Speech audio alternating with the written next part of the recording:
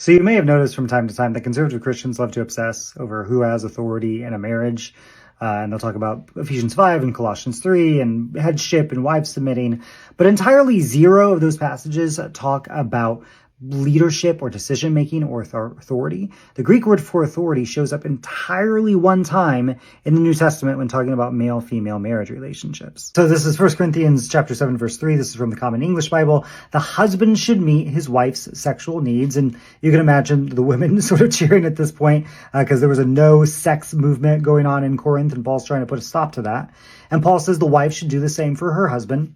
And then verse 4, he says the wife does not have authority over her own body, but the husband does. And you can imagine the men cheering because Paul seems to be holding up the typical misogynistic women as property sort of party line here from his culture. But he continues, likewise, the husband doesn't have authority over his own body, but the wife does.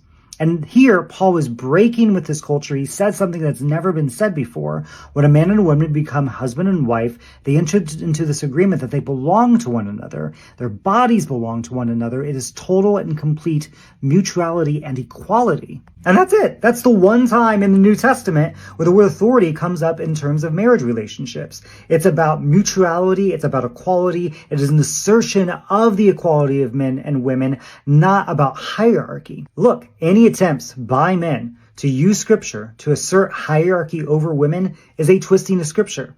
Any attempt by a husband to demand obligation sex from their wife is a form of abuse and a gross twisting of scripture that just gets it wrong.